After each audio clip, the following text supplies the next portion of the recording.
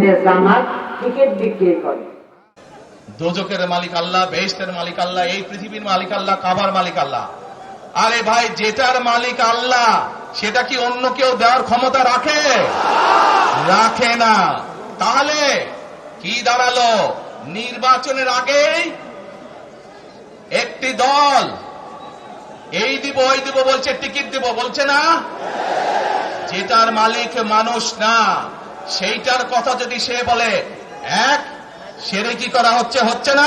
এখন সব থেকে বড় বড় যেই তা চলতেছে খাতনা, জামাত টিকিট বিক্রি করে। প্রিয় ভাইরা, এই জান্নাতের টিকিট কে কে পাচ্ছেন?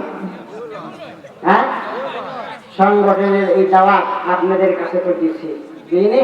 কিন্তু টিকিট দিছে একটা করে জান্নাতে। হ্যাঁ, দেয়নি।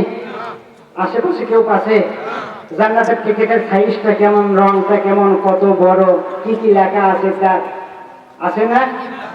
নাই, দেখেন নেই?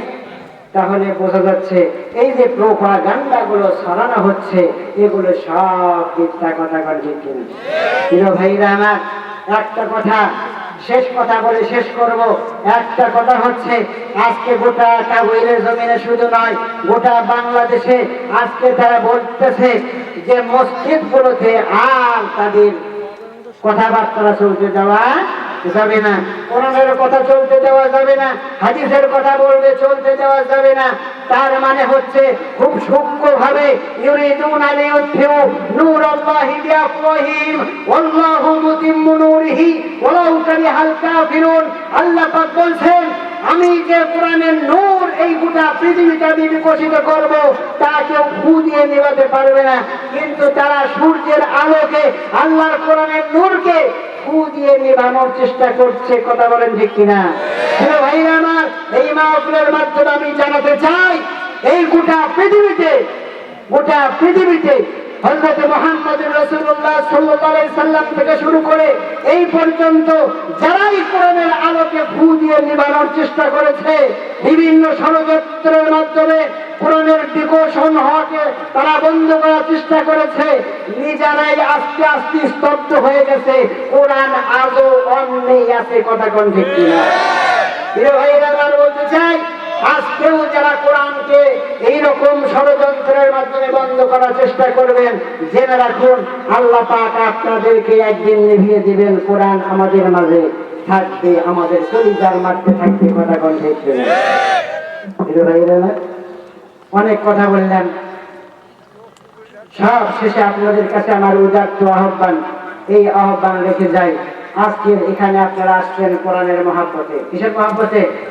নাকি জিহাদিকে দেখতে আসছেন? জিহাদিকে দেখতে আসছেন? যদি কোরআনের মহব্বতে আসেন, তাহলে আপনাদের সকলের কাছে আমার এই উদাত্ত আহ্বান, আসুন এই কোরআনকে আমরা একটিবারের জন্য পার্লামেন্টে পাঠাই। কথা বলেন, আমরা পার্লামেন্টে পাঠাবো এবং এই কোরআনের শাসন ব্যবস্থার মাধ্যমে আমরা কোরআনের রং দেখতে পাবো। সিবগাতাল্লাহ ওয়া মান আহসানু মিনাল্লাহি সিবগা, আল্লাহর রং দেখতে পাবো, আর আল্লাহর রং কত সুন্দর সেটাও আমরা বুঝতে পারবো। প্রিয় ভাইরা, সকলের প্রতি আমার এই উদাত্ত আহ্বান রেখে, সকলের সুস্বাস্থ্য কামনা করে, সকলের দীর্ঘায়ু কামনা করে, আমার জন্য দোয়া চেয়ে আমি আমার সংক্ষিপ্ত কথা এখানে শেষ করছি। ওয়া আখিরু দাওয়ানা আনিল হামদুলিল্লাহি রাব্বিল আলামিন। সুবহানাকাল্লাহুম্মা ওয়া বিহামদিকা আশহাদু আল লা ইলাহা ইল্লা আনতা আস্তাগফিরুকা ওয়া আতুবু ইলাইক।